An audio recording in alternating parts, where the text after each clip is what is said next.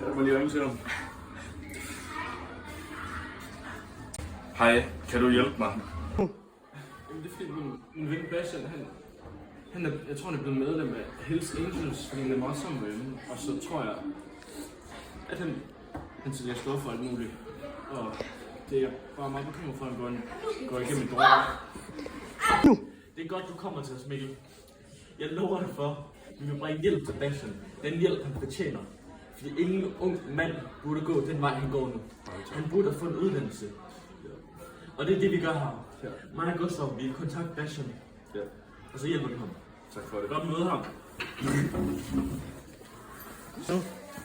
Okay, prøv at møde det der stash. Hvor har du penge? Ja, Skal vi se. Okay, hvor er det nok til det her? tak for det.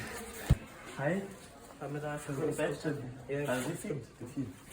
Vi har fået et opkald fra en af dine venner, Mikkel. Knæpper.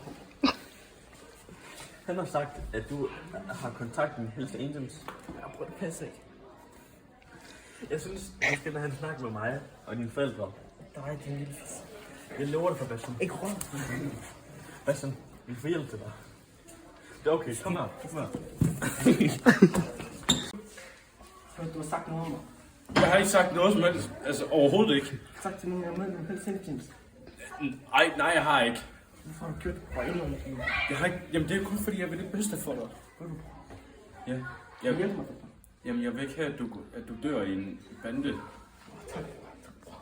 Elsker dig. Jeg elsker dig. Ikke blive bandekriminel! Hvad du godt vil hjælpe mig? Selvfølgelig vil jeg hjælpe dig, Bastian. Jeg stod på dig. Du kan stole på mig med dit liv, Bastian. Jeg vil fjerne den her, fordi jeg synes, at politiet skal have fat i det. Fordi for din fortid og fortid. Jeg tror på, at vi kan brede en bedre vej. Hvordan kan man blive millionær? Start en virksomhed, Bastian. Ændre dit liv. Bliv personlig træner. Og du kan arbejde kvickligt sammen med mig. Nej, Mikkel. Ikke det der bøssearbejde. Okay, bror. Det er okay, sådan det bøssearbejde. Du skal bare huske, at bandekriminalitet er ikke det rigtige vej at gå. Og jeg er enig. Jeg fjerner det her. 5 år senere. Kom ind med, bror. En kabel var lige så stor som mig. Er du klar på at sælge en klump mere, eller hvad? Ikke det der fisk længere. Jeg er et andet sted. Emil, han er reddet på.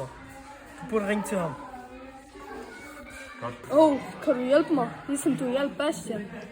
Stop bandekriminalitet. Bandekriminalitet. Stop bandekriminalitet. Stop bandekriminalitet. Stop bandekriminalitet!